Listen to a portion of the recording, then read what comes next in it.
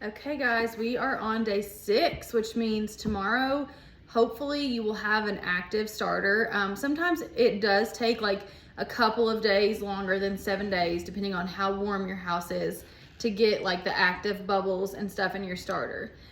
So we're gonna do the exact same thing that we did yesterday. We're going to discard half and we are going to feed it, and then we're just gonna let it sit till tomorrow. So I'm gonna give mine just a little stir to see how she's looking. Okay, we're looking pretty good. Not as many bubbles as I was seeing on the first couple of days, but sometimes that happens, and it's been a little colder here, so I may need to put her under like a kitchen light or something a little bit more. Okay. Yep. So we have discarded, and I'm gonna go ahead and scrape this all down. So we are feeding our starter. Okay. And I'll show you like what the bubbles are looking like in the discard. I don't know if I can do it without like dumping it out. There are still some bubbles, but it's not like as bubbly as it was on day 3 for some reason. And I do think that it's because it's been a little bit colder in my house. So that could be the reason. Might need to put her in a little bit of a warmer spot. Okay, 2 cups of flour. And then we're gonna start with half a cup of water again, because like I said, we don't want her to be too runny. All right, now stir, baby, stir. I try to like reach down to the bottom of the jar, get all that starter off the bottom so that it's really well incorporated. I'm really hoping that you all are having some success with your starters and you're seeing bubbles.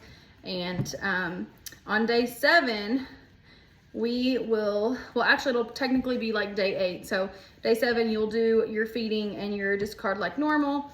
And then on day 8, we will feed it and we will see if a little bit of it floats in water. And if it floats in water, then that means that you are ready to bake with it.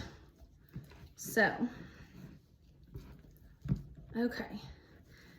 Now, I'm gonna give my girl just a little bit more water like yesterday, just a tiny, tiny bit. It's just about the consistency that I typically like, so maybe just a little.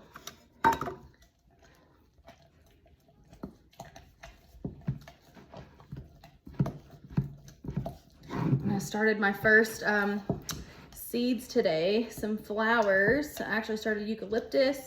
I'm really hoping that my flower garden takes off this year and I'm able to sell some fresh bouquets to people, and I love gifting them to people. I just feel like fresh flowers in your house makes you so happy. At least they make me happy. They bring a little bit of outside in. Now, I have a large volume of starter in this jar, and it's where she was kind of looking hungry, so I'm feeding her more. I can already tell if this doubles in size, it's gonna come out of the jar, which is fine. That happened to me last time when I was using this jar, so I had to use a bigger jar, and that's totally fine if that happens. Just so you're prepared, you might wanna like set your starter, if yours is starting to look really full like mine, you might want to set your starter on like a plate or a bowl under it. So, okay.